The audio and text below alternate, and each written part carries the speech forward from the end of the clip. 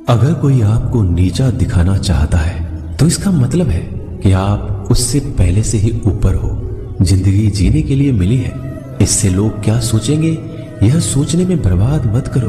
किसी के बुरे वक्त में उसका हाथ पकड़ो, सहारा दो, उसे हिम्मत दो, क्योंकि बुरा वक्त थोड़े समय में चला जाएगा लेकिन वह आपको दुआ जिंदगी भर देता रहेगा। मनुष्य सुबह से शाम तक काम करके उतना नहीं थकता जितना चिंता और क्रोध के एक क्षण में थक जाता है। संबंध परमात्मा से अच्छे बना लो तो तुम्हें किसी की जरूरत नहीं पड़ेगी। तुम खुद सबकी जरूरत बन जाओगे।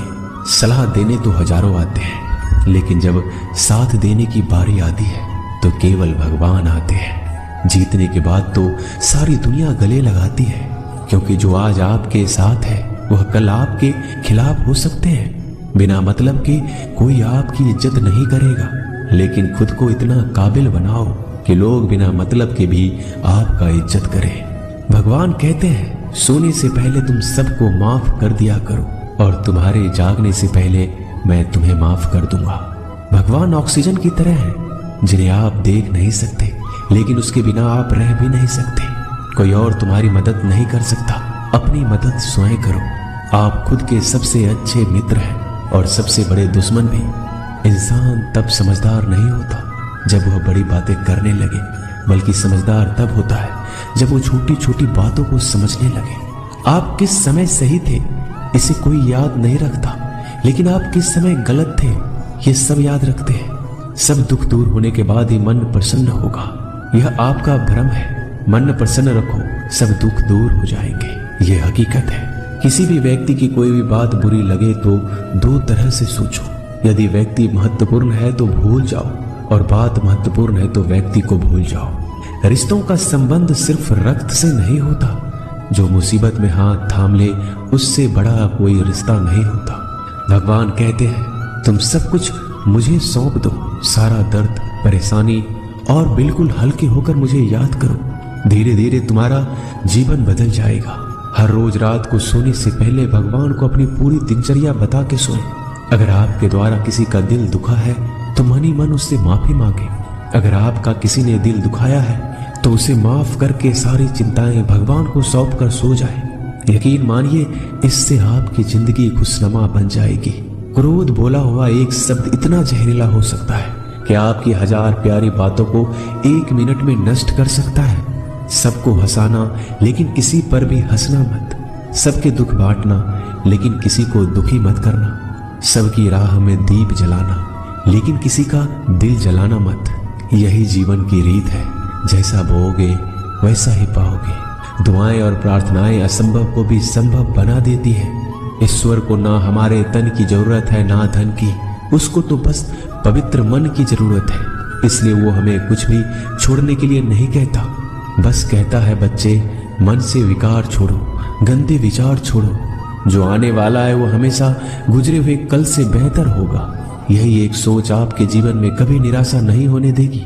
झूठ कितना अजीब है, खुद बोलो तो अच्छा लगता है, दूसरे बोले तो गुस्सा आता है। खुशियां चाहे किसी के साथ भी बांट लो, पर गम हमेशा भरोसेमंद इंसान के साथ ही बांटना चाहिए।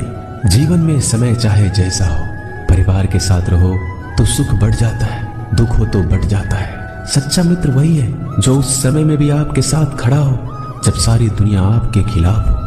आपके पास जितना भी है उसके लिए बार बार दिल से धन्यवाद कहे, हर वक्त कहे। यकीन मानिए जितना भी है वो जल्दी कई गुना हो जाएगा।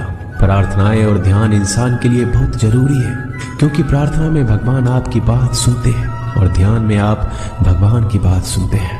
श्री कृष्ण से कितना कुछ छूटा, पहले माँ छूटी, फिर पिता छूटे, फिर जो नंद किशोर मिले वो भी छूटे, संग साथी छूटे, राधा भी छूटी, गोकुल छूटा, फिर मथुरा छूटा। श्री कृष्ण से जीवन भर कुछ न कुछ छूटता ही रहा।